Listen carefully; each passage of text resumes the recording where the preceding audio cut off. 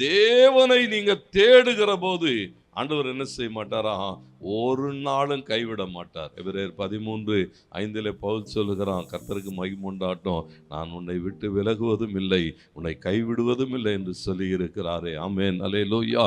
ஒவ்வொரு நாளும் நம்முடைய வாழ்விலே பாருங்க, ஆண்டவரை தேடுகிற போது தேவனுடைய எதிர்பார்ப்பு என்னன்னு சொன்னார், என் முகத்தை தேடுங்கள், என் சமூகத்தை தேடுங்கள், என்னுடைய வல்லமையை தேடுங்கள். அவரை தேடி அவரோடு கூட இணைந்து கொள்ளுகிற போது தேவன் என்ன செய்கிறாரா?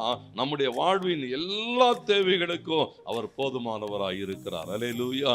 சங்கீதம் 34:10 சொல்லுகிறது, சிங்கக்குட்டிகள் தாழ்ச்சி அடைந்து பட்டினியாய் கிடக்கும், கர்த்தரை தேடுகிறவர்களுக்கோ ஒரு நன்மையும் குறைவுபடாதான். ஆமென், அல்லேலூயா. பாருங்க, நம்ம ஆண்டவரை தேடினா நம்ம வாழ்வில் என்ன வராதான்? ஒரு நன்மையும் குறைவுபடாது. ஆண்டவர் பாருங்க, அவருடைய வார்த்தை எப்படி சொல்லுகிறது, அந்த வாக்குத்தத்தம் அப்படி சொல்லுகிறது, எல்லாவற்றையும் ஆசீர்வதிப்பார். கர்த்தரை தேடினா என்ன செய்யாதான்? ஒரு நன்மையும் குறைவுபடாது.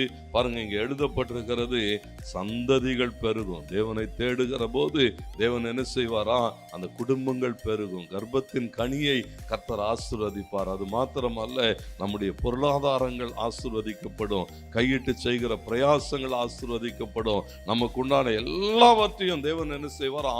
பரிபூரணமாய் ஆசீர்வதிப்பார். ஆண்டவரை தேடுகிற பிள்ளைகளுடைய வாழ்விலே பரிபூரண நன்மை வரும் என்று எழுதப்பட்டிருக்கிறது. தேவனுடைய எதிர்பார்ப்பு, அவரை தேடுகிற போது நீங்க என்ன செய்வீங்க?